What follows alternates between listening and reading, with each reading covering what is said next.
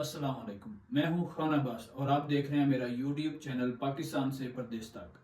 पिछले एपिसोड में हमने इस्लामिक सेंटर जो कि रैजिका का है उसका विजिट किया था और आज हम रैजिका शहर जो कि क्रोएशिया का तीसरा बड़ा शहर है उसका विजिट करेंगे और उसकी तारीख के बारे में जानेंगे और मज़ीद देखते हैं कि ये शहर कैसा है, इधर के लोग कैसे हैं, उनका और रोज़गार कैसा है। तो चले आए मेरे साथ विजिट करते हैं। ये रोमन अम्पायर का एक सूबा दोलमातिया का हिस्सा था और आज भी यहाँ पर रोमन अम्पायर की तर्ज तमीर और उस्मानियों की तर्ज तमीर की बिल्डिंग्स आपको नजर आएगी। ये रोमन अम्पायर की देखे तर्ज तमीर है और बहुत सारी ऐसी बिल्डिंग्स हैं जिनकी तर्ज तमीर उस्मानियों की तरह ही है, यानी कि ऊपर गुंबद बने हुए हैं कुछ बिल्डिंग्स के ऊपर।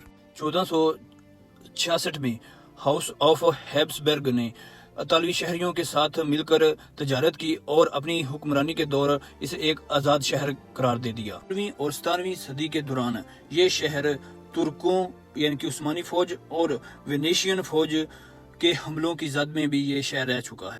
1809 से लेकर 1813 तक ये शहर नेपोलियन फ्रांस ने अल एरियन सूबों के हिस्से के तौर पर भी कब्जा जमाई रखा है। आप ये मनाजर देखें, कितना खूबसूरत सीन है कि एक साइड पर रेस्टोरेंट है, एक साइड पर ये शिप्स बोट्स खड़े हैं। अगर आपके पास सरमाया है तो आप इधर इस चीज़ का बिजनेस भी कर सकते हैं। 1822 में ये जो शहर है हंगरी और ऑस्ट्रिया की हुकूमत के अंडर आ गया और 18वीं ही सदी के दौरान 1800 तकरीबन 67 या 70 के दौरान ये शहर ऑस्ट्रिया की शिकस्त के बाद उनके हाथ से निकल के क्रोएशिया का हिस्सा बन गया।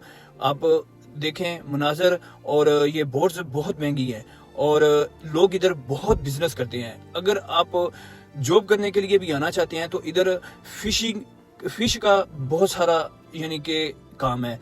जैसे हमारे यहाँ कराची की बंदरगाह और ग्वादर की बंदरगाह पे मछेरे मछली पकड़ने जाते हैं, ऐसे ही इधर भी मछेरे मछली पकड़ते हैं। तो इस वजह से जॉब इधर भी बहुत सारी निकलती रहती हैं। और ये फ्लावर मार्केट है और आगे एक फार्मर मार्केट भी आएगी। ये सीन देखें माशाल्लाह बहुत प्यारे हैं और फूल देखें कितने खूबसूरत हैं। और जब से ये शहर आबाद है ये मार्केट तब से ऐसे ही चलती आ रही है।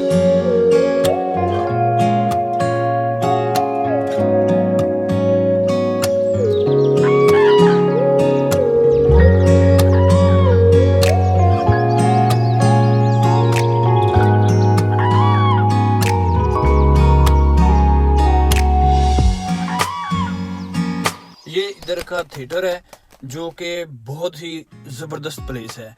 इसके इर्द गिर्द एक पार्क बना हुआ है और पार्क भी बहुत ही खूबसूरत है। बैठने के लिए बहुत अच्छा उन्होंने इंतजाम किया है। और ये जो बगुले हैं और कबूतर हैं और बहुत सारे परिंदे हैं जो हर वक्त ऐसे ही उड़ते रहते हैं। इसके इर्द गिर्द बहुत सारी मार्केट्स हैं, आप फैमिली के साथ आ सकते हो।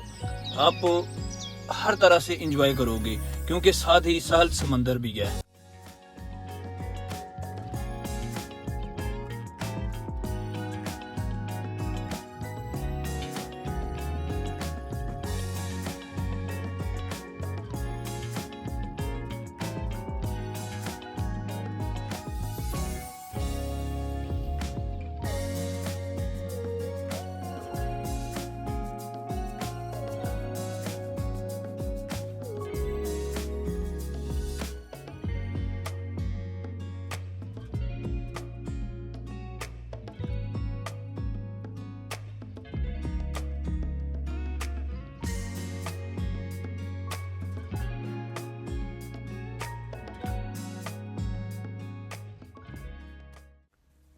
ये अभी जो मार्केट आपको नजर आ रही है ये फिश मार्केट है और इसके फ्रंट पे जो है वो फार्मर मार्केट है, जो कि इधर के फार्मर हैं जो कि किसान हैं वो अपनी सब्जी, अपना फल, अपनी प्रोडक्ट लेकर आकर सेल करते हैं।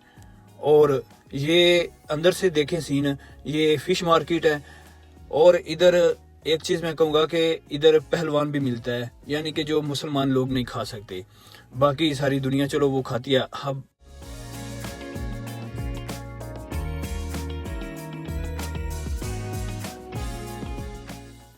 ये केज़े की शॉप है, केज़े भी ना चीज़ की।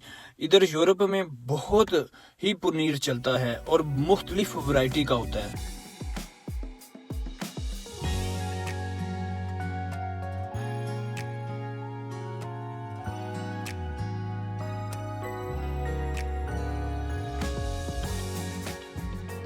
ये है क्लॉक टावर और एक बहुत ही मशहूर प्लेस है। ये तकरीबन कोई 8-9 सदियां पहले तमीर किया गया था और आज भी आबाद है। और ये है कोर्जे स्ट्रीट, जो कि इसकी मेन स्ट्रीट है और बहुत ही शानदार प्लेस है।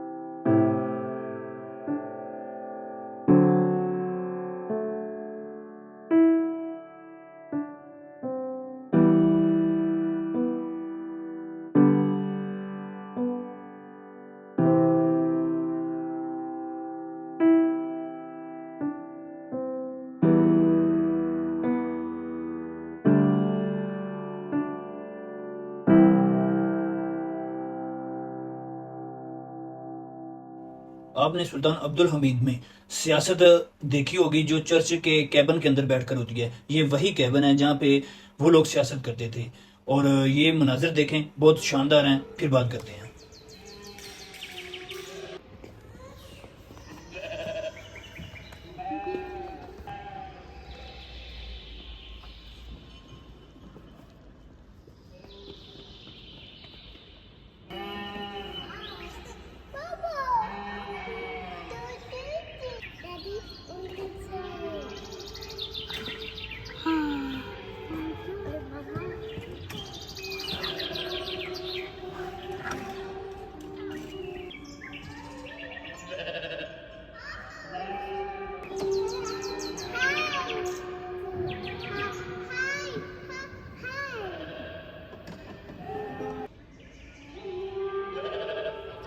ये हज़रत ईसा अलैहिस्सलाम की पैदाइश के दौरान के कुछ मनाज़र हैं। इन्होंने एज ए डमी के तौर पर चर्च के अंदर रखे हुए हैं। इधर मैं आपसे एक बात करूंगा, आप उसे गौर से तवज्जो से सुनिएगा।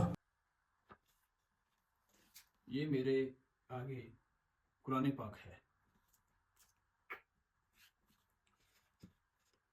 हज़रत इब्राहिम, हज़रत मूसा, हज़रत ईसा, हज़रत दाऊद अलैहिस्सलाम, हज़रत सुलेमान अलैहिस्सलाम, हज़रत यूसुफ अलैहिस्सलाम, हज़रत मूसा और बहुत सारे नबियों के ऊपर हॉलीवुड ने फिल्में बनाई हैं।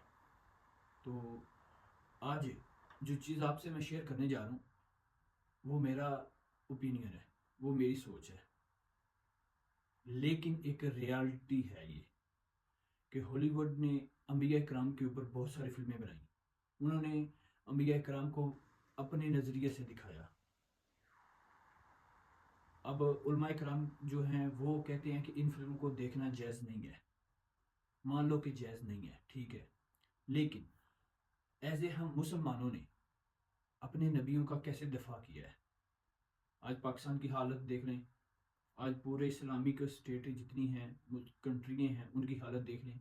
फ़लस्तीन, कश्मीर, हमने मुसलमानों को ही पीछे छोड़ दिया। अंबिया कराम तो बहुत यानी कि बड़ी हस्ती हैं, उनका दिफा करना तो एक अलग है। अब हॉलीवुड या बहुत सारी वीडियो बन रही हैं, फिल्में बन रही हैं, शॉर्ट्स फिल्में बन रही हैं। वो जैसा चाहते हैं स्क्रिप्ट लिखते हैं, जैसा चाहते हैं अंबिया कराम को शो कर देते हैं और वो पूरी दुनिया में देखा जाता है कंटेंट।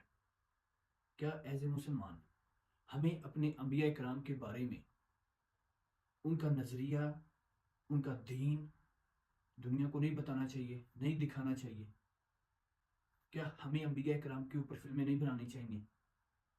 मेरी सोच के मुताबिक हमें बनानी चाहिए। ठीक है, हम अंबिया कराम साहब का चेहरा ना सामने लेके आए, उनका चेहरे के ऊपर फोकस ना रखें, लेकिन उनकी तालीम के ऊपर तो फोकस रख सकते हैं ना, उनके करैक्टर के ऊपर तो फोकस रख सकते हैं ना। हमारे पास अल्लाह ताला की तरफ से ये पाक कलाम में पाक है जो हमें दी गई है, हमारे नबी पाक सल्लल्लाहु अलैहि वसल्लम के ऊपर उतारी गई।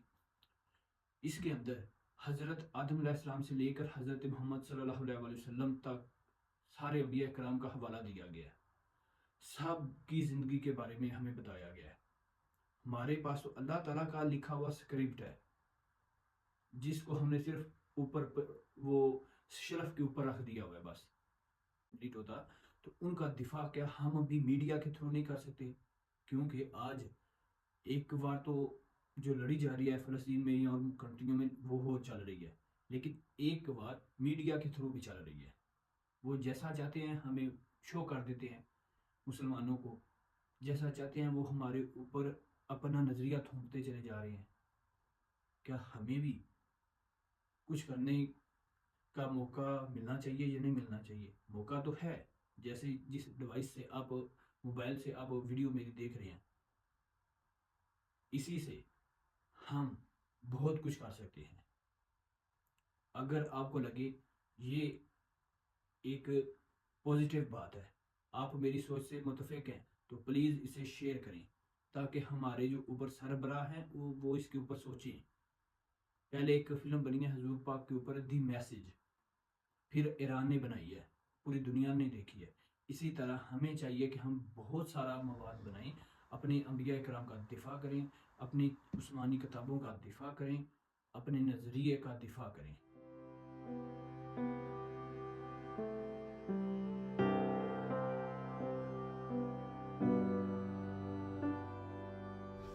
हमें भी अपनी सोच के परिंदों को आज़ाद छोड़ना होगा ताकि वो उड़ें, ताकि हम भी दुनिया के साथ बराबर में आकर सोच पाएं, ताकि हम भी दुनिया के साथ बराबर में आके अपने पंच खोल के पूरी दुनिया को उड़कर दिखाएं कि हम इल्लामा इकबाल के शाहीन हैं।